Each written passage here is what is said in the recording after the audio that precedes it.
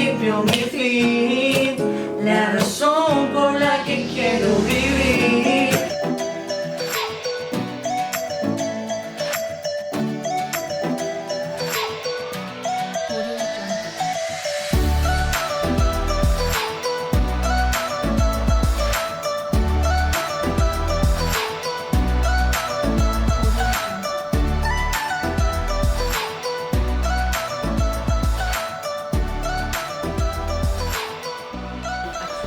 Para aquellos que han creído en las palabras del Mesías y conocen que la verdad puede más que la razón. Para aquellos que son hijos de Abraham y herederos conforme a la promesa. Para una generación desafiante. Una generación que no claudica, que no teme, que sabe oír la voz de su pastor y que están dispuestos a decir: heme aquí, envíame a mí. Para todos ellos, Sucat David. Bueno, muy bienvenidos a este Día del Señor. Hoy podemos entender las palabras de David cuando él dijo: este es el día que ha hecho el Señor. Me alegraré y me gozaré en él. Y no era ni el tercero ni el cuarto día, no. Era el día que el Señor separó. El día que nosotros conocemos como Shabbat. Así que hoy podemos decir, al igual que David, ¿cuántos han dicho: yo quiero parecerme a David? Sí, yo quiero ser como David. Bueno, puedes repetir estas palabras hoy, como él las dijo. Este es el día que hizo el Señor.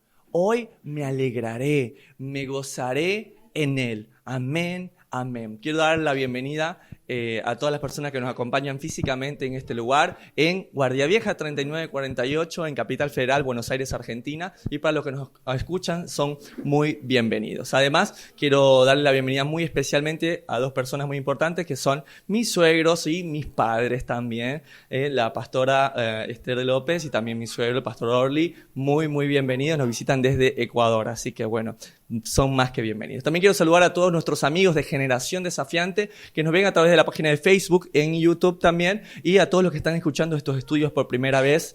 Sé muy bienvenido y qué bueno que estás aquí. Qué bueno que Dios permitió que tú estés sentado del otro lado para escuchar la palabra del Eterno.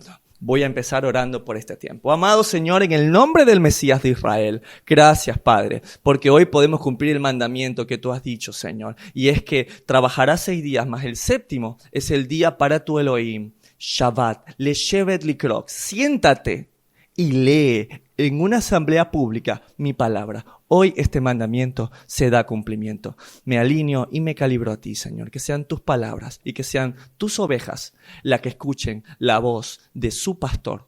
Tú eres nuestro pastor. Tú eres nuestro rabino y tú eres nuestro Mesías. Yeshua HaMashiach, Jesucristo de Nazaret. Amén. Amén. Gracias a Dios. Bueno, estamos en Romanos 3, parte 2. Y para los que ven por primera vez este estudio, un video atrás, ya tenemos la primera parte de Romanos 3. Y esta segunda parte, tuve que totalmente cortarla porque era sumamente necesario que del versículo 21 hasta terminar el Romanos 3, tiene tanta implicancia que no pudimos desplayarlo en la hora del estudio bíblico. Pero esta vez, amárrense de donde están, agárrense bien de la silla porque vamos a entender finalmente el famoso misterio de la ley que finalmente está resuelto en las palabras de Pablo. Romanos 3, versículo 21 dice: pero ahora, aparte de la ley, se ha manifestado la justicia de Dios, testificada por la ley y por los profetas. Si uno arranca leyendo esto y uno dice, definitivamente Pablo no tomó la medicación. Porque no puede ser que ahora me digas, Pablo, que aparte de la ley, se ha manifestado la justicia de Dios testificada por la ley. Como diría el Chompiras, ¿no? Tú y yo estamos locos. O sea, primero Pablo dice que aparte de la ley, y después dice testificada por la ley. Entonces, ¿cómo esta contradicción es resuelta? Y me encanta esta niña. Es una niña que paso a explicar para la gente que escucha por Spotify y no puede verlo. Una niña totalmente sorprendida que dice, ¿qué onda contigo, Pablo? Con razón hay tantas denominaciones y tanta confusión.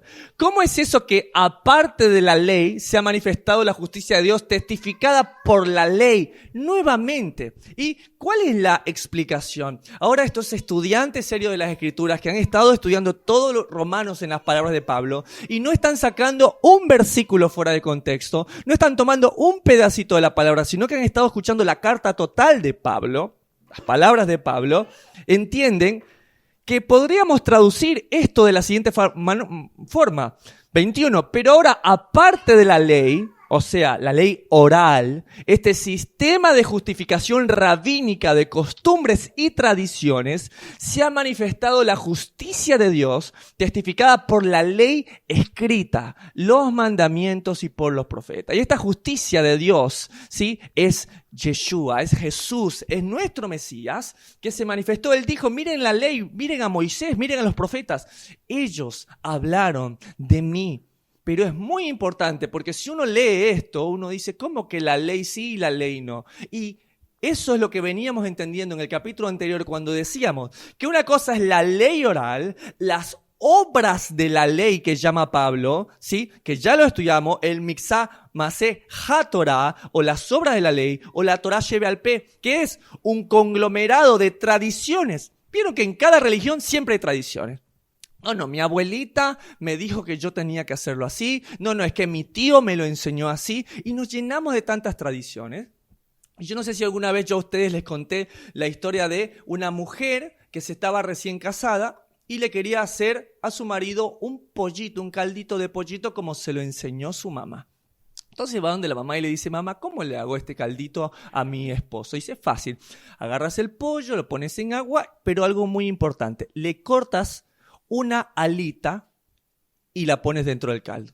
¿Que no puedo ponerlo entero? No, la alita se la corta.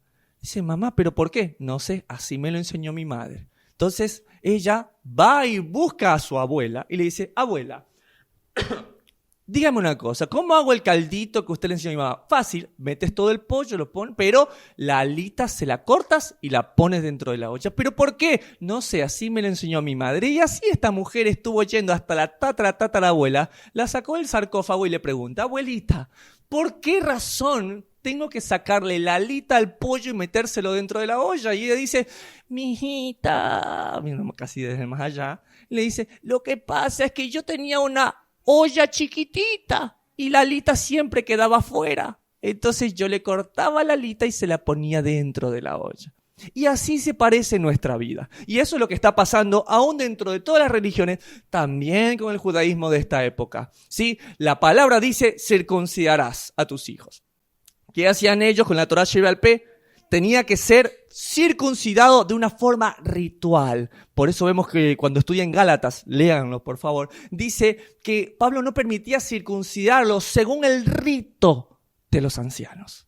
Y ya hemos estudiado cómo Pablo está a favor de la circuncisión. Pero es lo que pasa en todos los aspectos, siempre la tradición y el hombre metiendo su cuchara. Y esta no es la excepción. Pero ahora, aparte de la ley oral, de este sistema de justificación, se ha manifestado la justicia de Dios a través del Mesías, testificada por la ley escrita, los mandamientos y por los profetas. Y así se queda claro, ¿sí?, qué es ley oral, qué son tradiciones y por qué nuestro Mesías no rompió la ley que mandó a Moisés, sino a las tradiciones, a las vanas sutilezas y filosofías de los hombres. Y le quise traer a este hombre que dice, la ley oral no, la ley escrita es así. Así que no lo olviden para tenerlo en sus celulares. Romanos 3, verso 21, entonces, pero ahora aparte de la ley se ha manifestado la justicia de Dios, testificada por la ley y por los profetas. Y 22, la justicia de Dios por medio de la fe de Jesucristo para todos los que creen en Él, porque no hay diferencia por cuanto todos pecaron y están destituidos de la gloria de Dios. Y acá dice por medio de la fe, de la palabra hebrea emuná. ¿Quién me dice, quién se acuerda qué significa la palabra emuná? Muy bien, fidelidad a los mandamientos. Entonces aquí dice que por medio de la fidelidad a los mandamientos en Jesucristo. ¿Qué quiere decir? Que aquel que dice, yo he aceptado al Señor Jesús, a Yeshua, el Mesías de Israel, como mi Señor y Salvador, y yo creo en Él y tengo fe en Él, debe andar como Él anduvo. Debe caminar como Él caminó. Y quería traer algunos ejemplos de esto. Muchos que están viendo dicen, yo no soy nada de eso, yo solo soy creyente en el Mesías. Bueno, estas son las palabras de tu Mesías que dice, no penséis que he venido para abrogar, para abolir la ley o los profetas. No he venido para abrogar, sino a cumplir. Porque de cierto os digo que hasta que perezca el cielo y la tierra, ni una jota ni una tilde perecerá de la ley, hasta que todas las cosas sean hechas. Y si yo todavía, me parece, no sé si Facundo me ayuda, hay cielo y hay tierra todavía, si hay todavía cielo y tierra, ni una yud ni una nekudá, o sea, son las palabras más chiquititas del alfabeto, no van a ser retiradas. Entonces la ley sigue vigente. Mateo 8:4. Entonces Jesús le dijo, mira, no lo digas a nadie, estaba sanando a un leproso, sino ve, muéstrate al sacerdote y presenta la ofrenda que ordenó Moisés para testimonio a ellos. ¡Wow! Para un ratito. Yo pensé que solo lo sanaba y ya está. No, leamos que el Señor está cumpliendo la ley cuando dice qué tiene que hacer alguien cuando es sanado. Entonces, si muchos decimos que el Señor es mi Mesías, debemos andar como Él anduvo. Miren lo que dice Lucas 4:16. Llegó a Nazaret donde se había criado, según su costumbre, entró en la sinagoga en el día de reposo y se levantó a leer. El Mesías yendo en Shabbat a reunirse como hermanos juntos y en armonía en Shabbat. ¿Sí? Entonces, los que decimos y amamos al Mesías debemos andar como Él anduvo. Miren las palabras de Marcos 10:18. ¿Por qué me llamas bueno? Ninguno de ellos es bueno, sino solo uno, Dios. Él mismo se reconoce y dice, yo no soy bueno. Debemos reconocernos a nosotros mismos y saber que toda la gloria y toda la honra es exclusivamente ¿de quién? De nuestro Padre Celestial. Esa es la forma en que debemos vivir, de andar como Él anduvo. Le preguntan, Jesús, las palabras que dices, Yeshua, impresionantes, qué elocuente. Y Él dice, no. Juan 7:16, mi enseñanza no es mía, replicó Jesús, sino del que me envió. Muchos cuando leen las bienaventuranzas dicen, wow, qué elocuente, qué lindas palabras, bienaventurados los pobres de espíritu. Pero la verdad a esto es que el Señor solo estaba repitiendo las palabras que están en Deuteronomio, las palabras que estaban en Levítico, las palabras que estaban en los libros de la ley. Entonces, si nosotros andamos como nuestro Mesías anduvo, debemos hacer lo que Él hizo. Y alguien me dijo hace mucho tiempo, me di cuenta que cada vez que Jesús hablaba, casi siempre hablaba del libro de Deuteronomio, como que era su libro favorito, así que es el libro que yo voy a empezar a estudiar. Y es cierto, ese era su libro, es su libro favorito. Verso 22. Y la justicia de Dios por medio de la fe, de la fidelidad de Jesucristo en cómo anduvo, para todos los que creen en Él, porque no hay diferencia, por cuanto todos pecaron y están destituidos de la gloria de Dios. Todos pecamos, el gentil pecó, el judío pecó, los que están bajo la ley pecaron y todos hemos pecado y estamos destituidos de la gloria de Dios. Pero la única forma de saber que hemos pecado, ¿cuál es? Es conociendo qué es pecado. 24, siendo justificados gratuitamente por su gracia, mediante la redención que es en Cristo Jesús. 25, a quien Dios puso como propiciación por medio de la fe en su sangre, para manifestar su justicia a causa de haber pasado por alto en su paciencia los pecados pasados. Dios es un Dios justo, un Dios fiel, y Él tenía que dar pago a la desobediencia, pago al pecado. Todos pecamos, todos estamos destituidos. Sin embargo, el Señor diciendo, tengo que ser un Dios justo. No puedo quebrantar yo mi propia ley, mis propias palabras. Y en eso el Mesías dice, heme aquí, envíame a mí. Pon el precio, pon el pago, pon el peso de todos los pecados sobre mí. Pon el peso de ese hombre que adultera, pon el peso de esa mujer que engaña, pon el peso de aquel que blasfema de ti, de aquel que escupe tu nombre, de aquel que dice, no tengo tiempo para escuchar la palabra de Dios. ponlo sobre mí y castiga eso. Y el Señor lo toma como oprobio y lo pone en una cruz. Y muchos dicen que lo que mató al Señor no fue el desangrarse, no fue realmente el haber sido golpeado, el haber sido azotado con el flagrum, el haber sido cargado en una cruz, sino que fue cuando Él dijo, Padre, ¿por qué me has abandonado? Elí, Elí, lama sabactani, ¿por qué me dejas? Y que fue ese romper su relación lo que hizo morir al Señor. Y los que hemos pecado deliberadamente, los que venimos de un contexto totalmente alejados de Dios y que hemos conocido al Señor y aún así hemos fallado, entendemos lo que es la muerte cuando fallas a aquel que te ha amado, fallas a aquel que te dio la oportunidad y sientes y dices, estoy muerto, porque cuando conoces a Dios, una vez que lo conoces ya no puedes salir. Siempre digo que estar en el Señor y haber conocido su mensaje es como entrar a la mafia italiana. Una vez que entrare, no puedes salir nunca más. Sí, puedes dejar de ir a congregarte, puedes dejar de hacer muchas cosas, pero dentro de ti está ese ting, ting, ting, ese GPS que te dice de dónde provienes, que te dices, no, ¿sabes qué? Es verdad, estoy en el mundo, pero yo fui comprado a precio de sangre. Yo le pertenezco, yo soy Gomer, la prostituta, dejé a Oseas. Pero ¿sabes qué? Él me está llamando, Él me está buscando. Amén. Y gracias por ese amor eterno. A quien Dios puso 25 como propiciación por medio de la fe. ¿Por qué? Porque nosotros tenemos que recordar que existía algo llamado el propiciatorio, ¿sí? Sobre el arca del pacto, hecha de acacia, cruzada con palos de acacia. Existía una placa de oro, ¿sí? Donde el sacerdote una vez al año mataba al cordero, lo desangraba y esa sangre caía sobre esta charola llamada el propiciatorio, de tal forma que Dios tomaba como un ejemplo la limpieza de los pecados del pueblo de Israel una vez al año, pero eso simplemente iba a ser una forma, un tipo del sacrificio del cordero de una vez y para siempre iba a limpiarnos de nuestros pecados. Y esta imagen me gusta mucho porque contiene lo que contiene, ¿no? Las tablas de la ley, la vara de Aarón que reverdeció y un trozo del maná que dio de comer en el desierto. 25. A quien Dios puso como propiciación por medio de la fe en su sangre para manifestar su justicia a causa de haber pasado por alto en su paciencia los pecados pasados. Entonces la pregunta es, ¿qué es pecado? Y aquí tiene que quedar súper claro para las personas que escuchan por primera vez este estudio y para nosotros tiene que estar súper claro porque aquellos que venimos de hacer un instituto bíblico, de aquellos que hemos venido con todo nuestro corazón de querer aprender de Dios, y hemos estado parte de un tiempo de estudio bíblico cristiano, cuando uno preguntaba qué es pecado, les daban esta definición. La palabra pecado es la palabra griega amartía, ¿no? Que traducida significa pecado y significa literalmente errar al blanco. Y a ti te explicaban, pecado hermano es errar al blanco y tú te quedabas con cara de...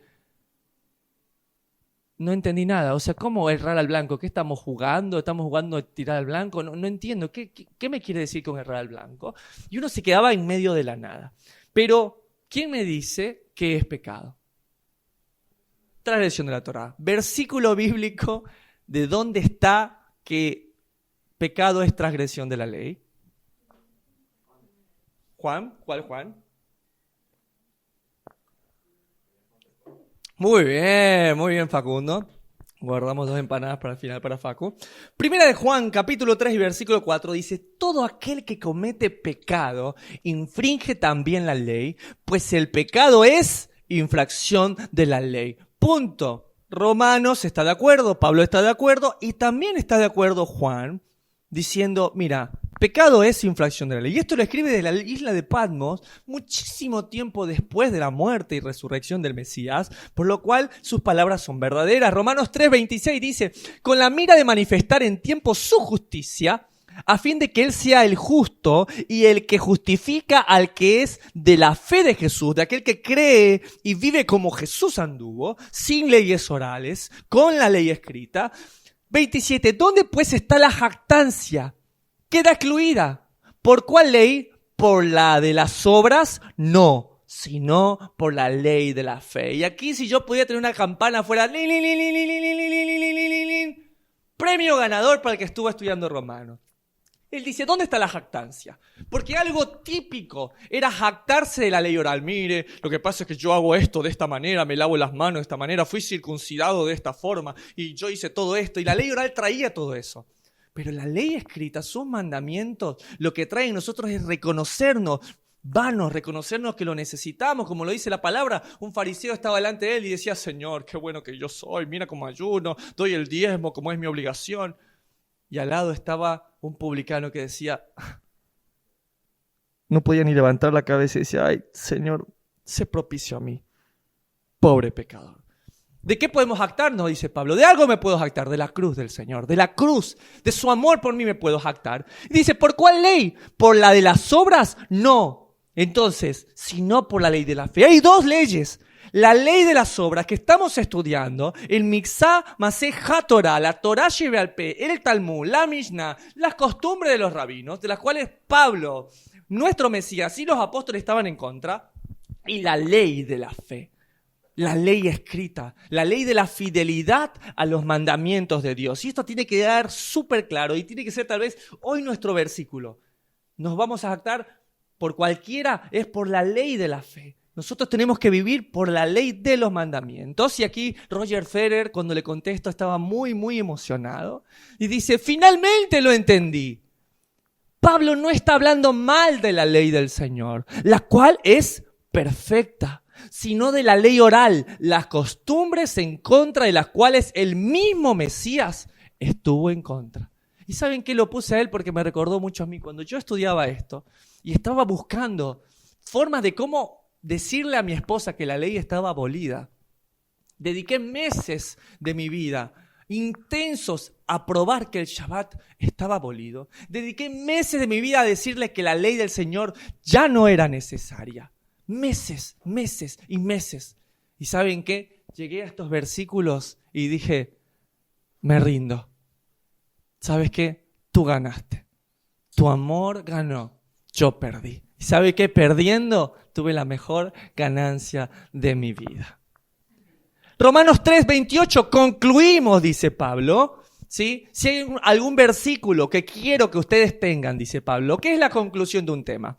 Conclusión de un tema es cuando alguien dice, mire, de todo lo que hablé, quiero que se les quede esto, ¿verdad? Bueno, en vez de estar usando pequeños versículos de Pablo y de torcerlos, deberían buscar la conclusión. La conclusión de la carta es esta. Concluimos, pues, que el hombre es justificado por fe sin las obras de la ley. Y es el nombre exacto de cómo se conocen los escritos del Mar Muerto, de los rollos del Mar Muerto, a la ley oral, las obras de la ley. Y los que no han visto el estudio pasado, después de esto, vayan a un video anterior, donde explicamos específicamente cómo las obras de la ley, las tradiciones de los hombres, tenían este nombre. Es por fe, por la ley de la fe, por la fidelidad a los mandamientos de Dios y no por las obras, no porque hagas una forma como lo enseñó un rabino. Y quise traerles este post que me encantó. Toma esto mismo de concluimos pues que el hombre es justificado por la fe sin obras de la ley, Romanos 3:28, y pone la cara de Martín Lutero y empieza y se toma este versículo, ¿sí?, sin el conocimiento de por qué Pablo habla de las obras de la ley, para torcer y crear una doctrina que ha durado miles de años. ¿Sí? ¿Qué quiere decir? Y lo dije la semana pasada y con mucho cuidado, y es que todos los comentarios bíblicos, desde antes del hallazgo de los escritos del Mar Muerto en el año 90, están equivocados, porque asumieron que las obras de la ley eran la Torá, cuando las obras de la ley son las tradiciones hechas por los hombres. Versículo 29, y estamos terminando. ¿Es Dios solamente Dios de los judíos? ¿No es también Dios de los gentiles? Ciertamente también Adonai de los ejércitos es Dios de los gentiles. Y aquí este muchacho me dice, ¡ah! Te atrapé, Lincoln. Ahí dice que también el Señor es Dios de los gentiles. Entonces no tengo que guardar el día de reposo ni ninguno de los mandamientos. Me pasó, creo, hace unos 6 meses que me dijeron, mira lo que dice aquí. Él también es Dios de los gentiles. Y les traigo algo hermoso, uno de mis versículos favoritos. Isaías, capítulo 56, dice así. Así dijo Jehová, Jehová ya, el que fue, el que es y el que será. Guardad derecho y haced justicia, porque cercana está mi salvación para venir y mi justicia para manifestarse. Bienaventurado, gozoso, feliz, contento, el hombre que hace esto, y el hijo del hombre que lo guarda y lo abraza, que guarda el día de reposo para no profanarlo y que guarda su mano de hacer todo mal. Bueno, Lincoln, hasta ahí estamos de acuerdo. Yo porque soy extranjero. Verso 3. Y el extranjero que sigue al Señor no hable diciendo, ¿me apartará totalmente el Señor de su pueblo? Ni dígale eunuco, he aquí yo soy árbol seco. 4. Porque así dicho el Señor, a los eunucos que guarden mis días de reposo y escojan lo que yo quiero y abracen mi pacto, yo les daré lugar en mi casa y dentro de mis muros y nombre mejor que el de hijos e hijas. Nombre perpetuo le daré, que nunca perecerá. 6. Y a los hijos de los extranjeros, acá estamos, que sigan al Señor para servirle. ¿Cuántos le sirven? Amén. Y que amen el nombre del Señor para ser sus siervos, a todos los que guarden el día de reposo para no profanarlo y abracen mi pacto. Yo los llevaré a mi santo monte y los recrearé en mi casa de oración, y sus holocaustos y sus sacrificios serán aceptos sobre mi altar, porque mi casa será llamada casa de oración para todos los pueblos, dice el Señor, el que reúne a los dispersos de Israel, aún juntaré sobre él a sus congregados. Y aquí ya no hay excusa, tanto el gentil como el que no es gentil. El Señor abrió su amor y su pacto para todos y cada uno de nosotros. Expliqué esto y dijo esta persona, bueno, entonces conmigo también es la cosa. Ok, entendido. Y se calmó la discusión. Romanos 3, verso 30, porque Dios es uno y Él justificará por la fe a los de la circuncisión y por medio de la fe a los de la incircuncisión. ¿Ven lo que dice Pablo? El que está circuncidado y el que no está circuncidado físicamente va a ser justificado por medio de la fe, de la fidelidad a los mandamientos de Dios. Y vamos a ponerlo en contexto. Para aquellos que estamos bajo la ley, que hemos tomado el pacto, dice, porque no son los oidores de la ley los justos ante Dios, sino los hacedores de la ley serán justificados. Allí está Romanos 2:13. Aquellos que abrazan el pacto no son los que escuchan, ay, a mí me gusta ir a escuchar la palabra, no, son los que hacen la palabra, son los que dicen, hay que guardar el Shabbat, lo guardo, hay que amar al prójimo, con todo mi corazón lo empiezo a hacer, hay que honrar padre y madre, y tengo tantos problemas, pero empiezo a guardarlos, no hay que adorar imágenes, y se acabó, a ese muñequito que lo tengo en mi casa, lo voy a sacar, no debo matar, y matar también significa no ver con odio, lo voy a hacer, y empiezo a caminar con él. Pero ¿qué pasa el incircunciso? El que dice, bueno hermano, pero a mí yo no me voy a circuncidar porque yo no soy judío. Romanos 2:26. Y si pues el incircunciso guardare las ordenanzas de la ley, ¿no será tenida su incircuncisión como circuncisión? 27. El que físicamente es incircunciso, pero guarda perfectamente la ley, te condenará a ti que con la letra de la ley y con la circuncisión eres transgresor de la ley. El que está circuncidado va a ser justificado si guarda la palabra de Dios, si guarda sus mandamientos. Y el que se gloría de decir, no, yo no estoy incircuncidado, yo tengo capita, lo que quieras, también tienes que haber guardado perfectamente la ley. ¿Qué quiere decir? Que el Señor nos puso a todos en la misma charola. 31. Y este es el versículo. Luego por la fe invalidamos la ley. En ninguna manera, dice Pablo, sino que confirmamos la ley. Y lo voy a volver a repetir porque necesito que se quede acá en la cabeza. 31, Romanos capítulo 3. Luego por la fe invalidamos la ley.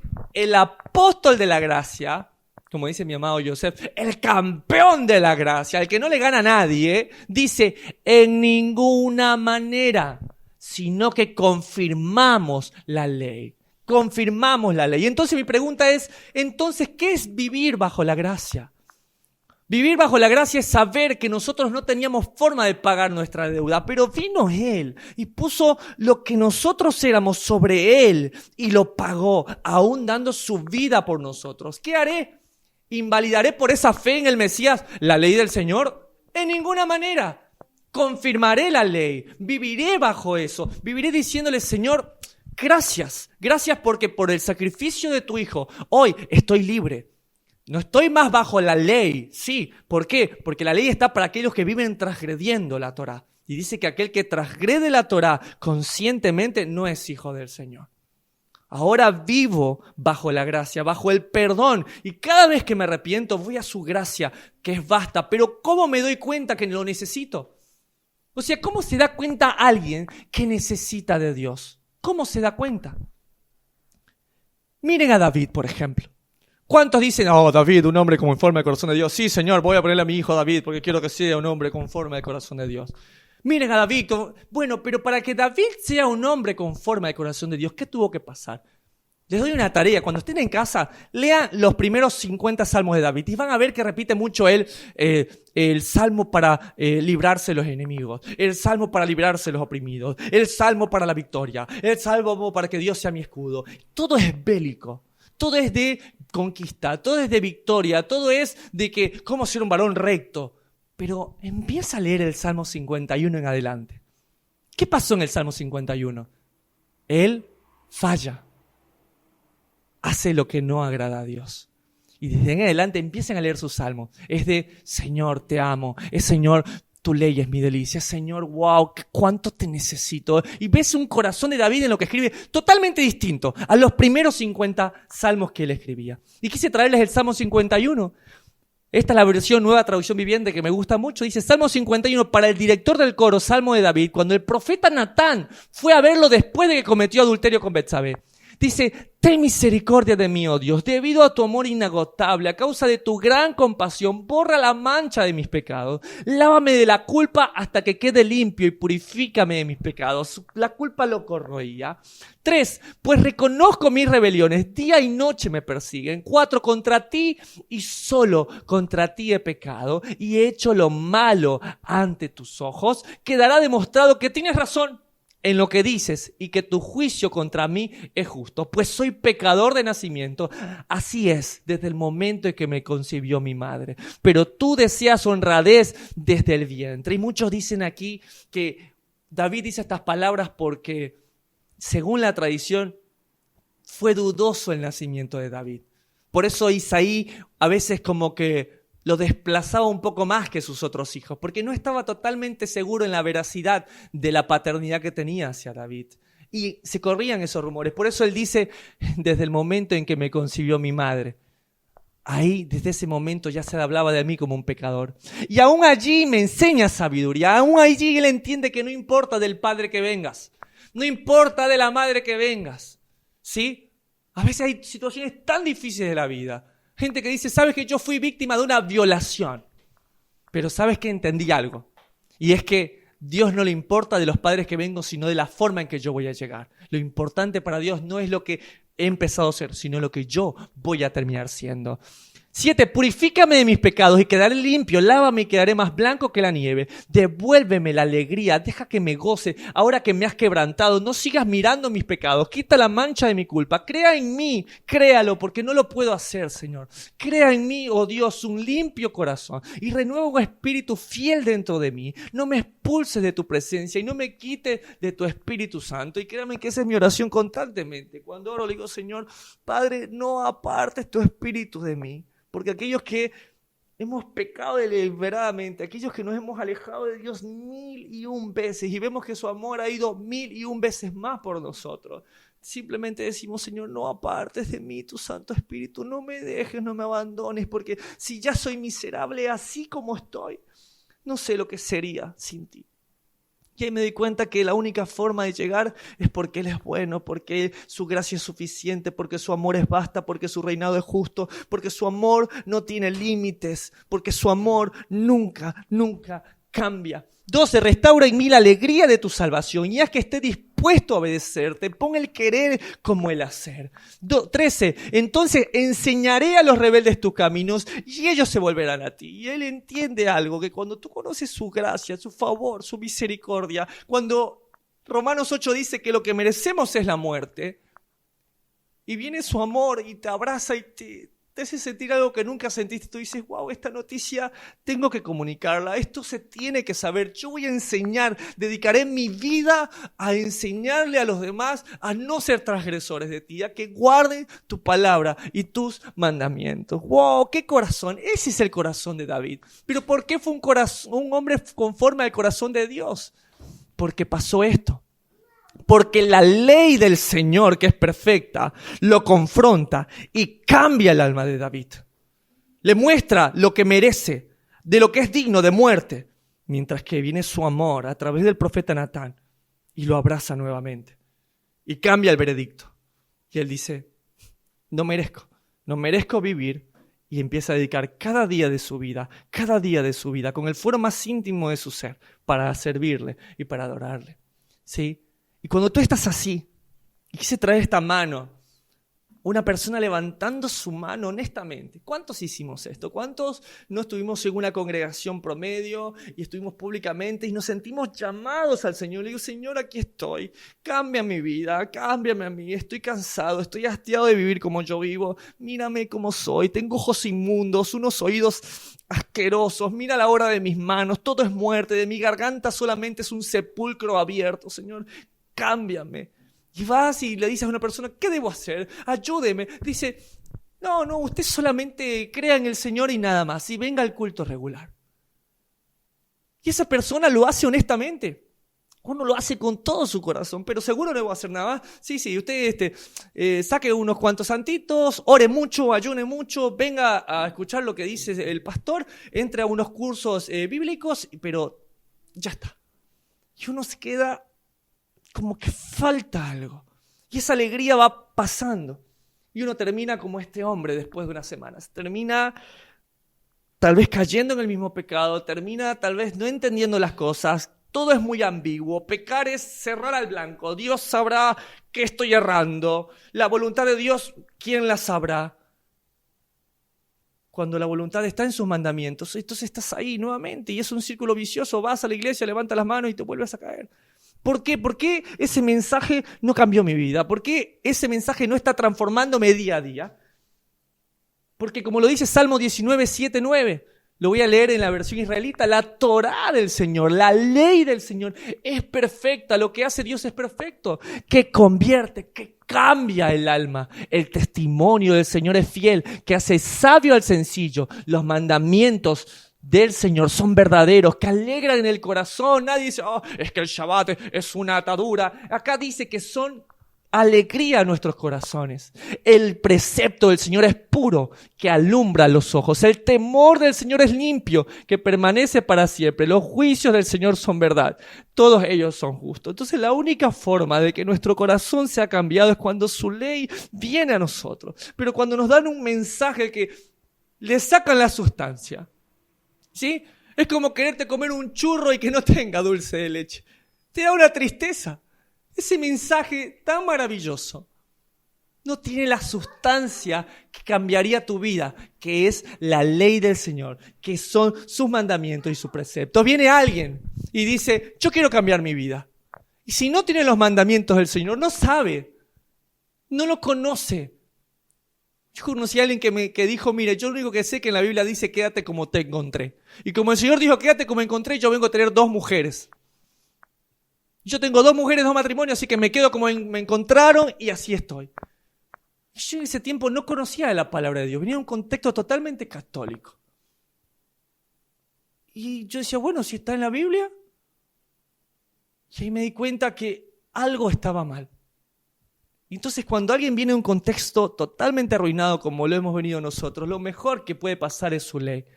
No tengas dioses aparte de mí, no te hagas ningún tipo de ídolo, no hagas mal uso de mi nombre, acuérdate de guardar el día del descanso para mantenerlo santo.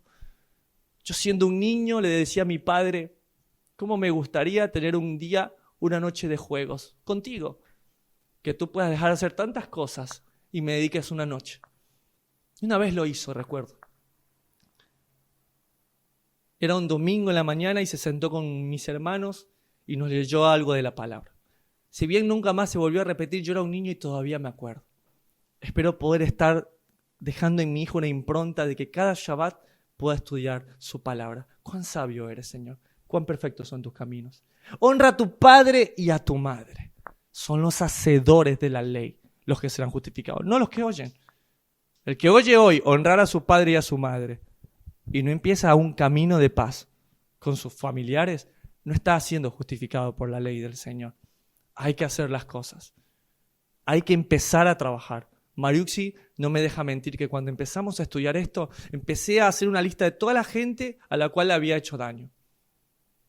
Y empecé a pedir perdón.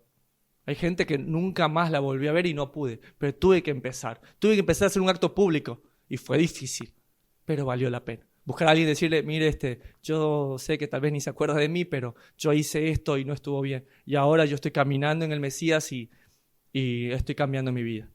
¿Sabes la vergüenza que sentí de pensar a cuántas personas lastimé? ¿Cuánta maldad hice? E ir una por una y tratar de redimir a la gente. Wow, eso es un camino que no va de vuelta. Ese es un camino que realmente es el camino del Señor, el tomar decisiones. No cometas asesinato, no cometas adulterio, el cuidar nuestros ojos a los que somos hombres. Es una miradita nomás.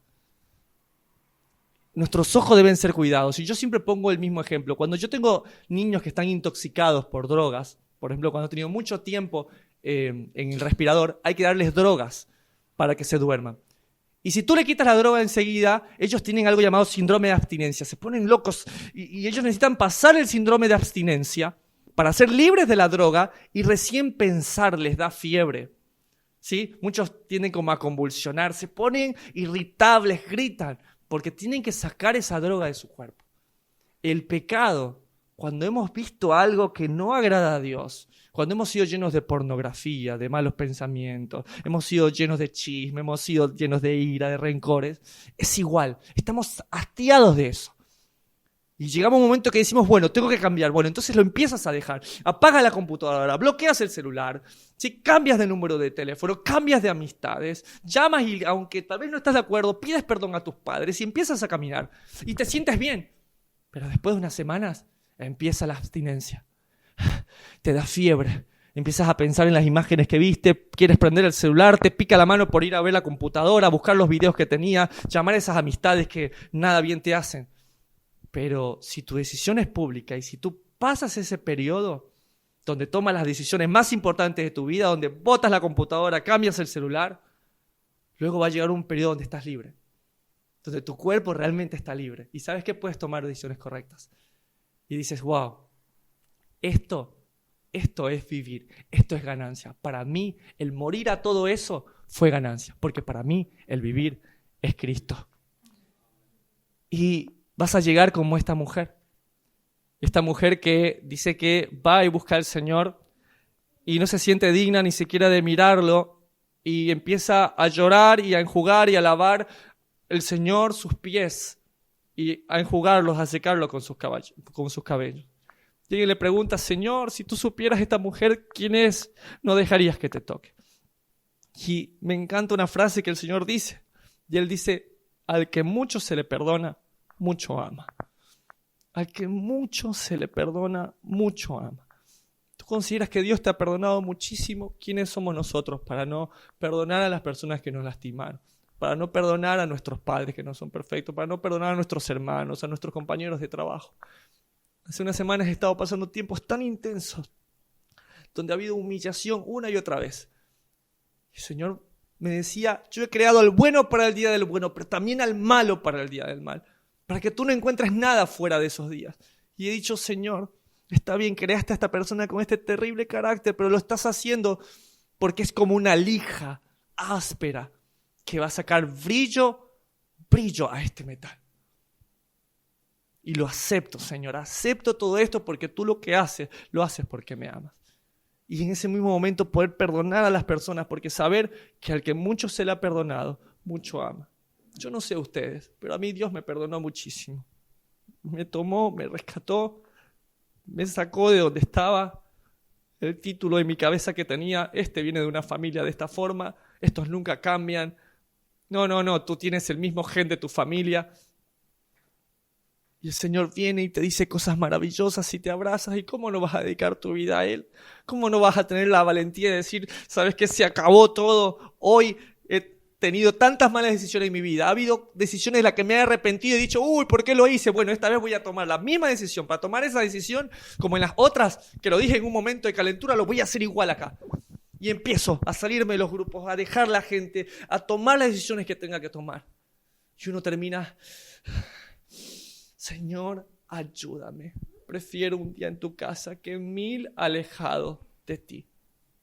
Parece que caminarás solo, pero quiero recordarte que no caminas solo.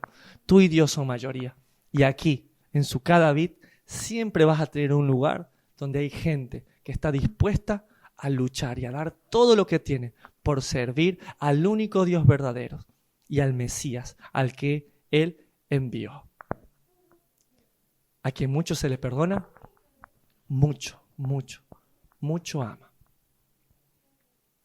Te espero la próxima semana para terminar de estudiar el siguiente capítulo, Romanos capítulo 4. Que el Señor te recontra bendiga, que tengas una excelente semana. Shabbat, Shabbat Shalom. Principio, mi fin, la razón por la que quiero vivir.